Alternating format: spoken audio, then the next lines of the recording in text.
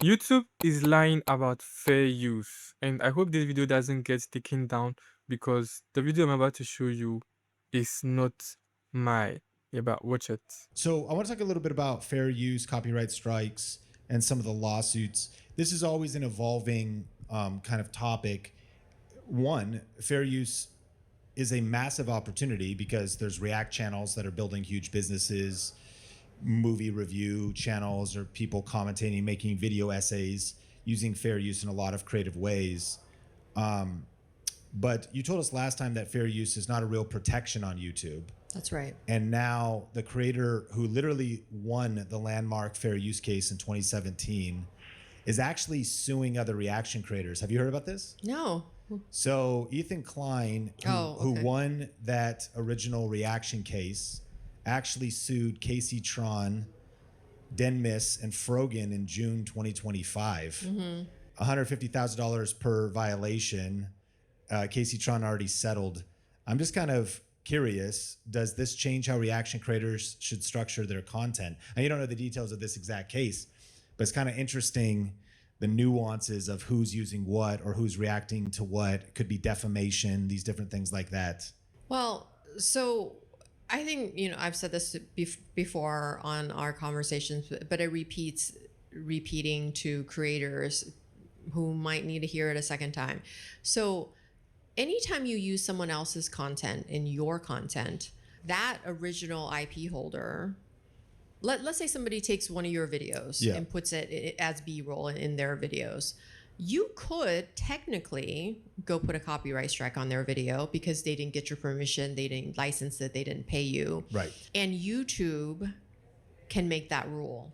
And they have made it a rule because there are so many violations of IP, improper use of IP now, that they're allowing the parties to just hash it out themselves. In the past, I believe a few years ago, for a long time, YouTube would step in and try to kind of mediate between the parties and figure out, like, was there fair use? Is this a proper usage? YouTube is not doing that anymore because just from a sheer volume standpoint, they can't step in and police that anymore. So in court, let's say, and this is where Ethan's lawsuits are interesting. If he's going to court and saying, you're using my content without permission, that defendant could say to the judge, well, Your Honor, I use this content because it was transformed, it was a parody, it was for educational purposes, for fair use has this 4-prong test. Perhaps the judge could say, oh, okay, that was a fair use. But on YouTube, that is not a defense anymore. And I think a lot of creators get caught up thinking, well, I can use this clip, because I'm doing a critique on it, or it's kind of a news coverage. And it's fair use. And it's just not the case anymore. I can't remember if we talked about this last time about IP trolls really attacking the bigger reaction channels. And expand on that. IP trolls? IP trolls are basically looking at big YouTubers who are doing reaction channels and then going to the smaller creators and then either buying or licensing their content and then going back to that big creators and saying, I own 25 of the B-roll clips in your compilation. And if you don't pay me this 6-figure ransom fee, basically, I'm going to take your channel down. And I've had to deal with several of these IP trolls, and we basically have to pay the ransoms. Have to settle. And so I'm telling a lot of big YouTubers to no longer do reaction videos or to clear those videos before they use them. And that's very interesting. I think listeners might lean on that.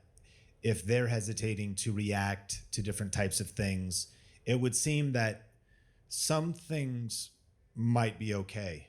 Like some industries, like if you're reacting to the recent White House press briefing. News tends to be a little bit, from what I've seen, it's not 100%, right? News, when people pull a clip from it and they use it sort of in a very neutral way, it's fine. This is something that creators can think about when they're trying to use someone's footage. If you're going to be neutral or positive about the usage, it's probably going to be okay. But if you're going to like go after someone and it's derogatory, it could potentially be defamatory, that there's more of a likelihood that person's going to come after you. Okay. If someone takes one of your videos, Sean, and like says why you're a bad person, you're probably going to go after them. Okay. But if they're like, oh my God, look at Sean's channel, he's teaching educators, he's educating creators, you're probably not going to go after them, because there's also a cost of policing. I used to work at Disney, and we would not actively go after infringers, not because we didn't want to, but just because Disney owns so much IP to go after every infringer. Now, if somebody brought a case of, wow, they're really, like talking really bad things about Disney, you should go after them. That's what usually when we would go after an infringer, is for that violation, is if it was making us look bad or hurting our business, and we were informed, we were given notice that violation. That's usually when companies would go after people. So for the creator that wants to, we're talking about news, but we're living in a world where if you wanted to storytell around politics, around health, around anything, you also might recount the story and edit in a photo of the person, Sure. B-roll clips. There's whole faceless channels, meaning, there's no brand behind it, but it covers all things Tesla and Elon Musk, and they get big views because they'll cover everything SpaceX is doing, and they'll cover all these new batteries in this new place. And they pull together clips and video clips and live streams. It seems like they're getting away with it, and that would be under fair use. It's not necessarily fair use. It's more that the IP holder here, Tesla, has probably made a business decision saying this is good for our business because it's basically free marketing. Yeah, and people are again, if it's not negative, it's not derogatory, it's not hurting their business, a lot of the businesses will allow it to happen. I mean, there's a huge trend now. I'm sure you've seen it. Stephen Bartlett's Diary of a CEO is huge now. Yeah. And there's so many people clipping their clips and using it. And people have asked me, well, how come Diary of a CEO, Stephen Bartlett hasn't gone after them? Now, we don't know what happens behind the scenes. A lot of times people might reach out and say, stop using it. So it might be happening and they don't make it public. Or they just think it's good marketing for them. Yeah. Because if they have a 60-second clip, it sends them to the long form. Because that happens to me sometimes. I'll think, wow, that's a cool conversation. And then I'll go watch the full episode. So all of these channels are basically clipping for Stephen Bartlett. He doesn't have to do it himself. Yeah. So you mentioned if you're speaking positive, then you're probably good there. But it's not bulletproof, right? But most likely. So there are two major takeaways from this video. The first one is, if a YouTuber doesn't want you to use his or her content, they can go to YouTube and manually take down your video. It doesn't matter whether you transformed their video or not. As long as they don't want it, they can do it manually. And yes, you can always appeal.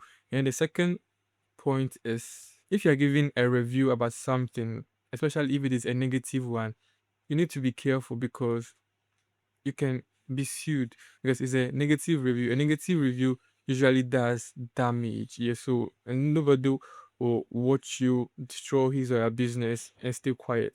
And so that's it.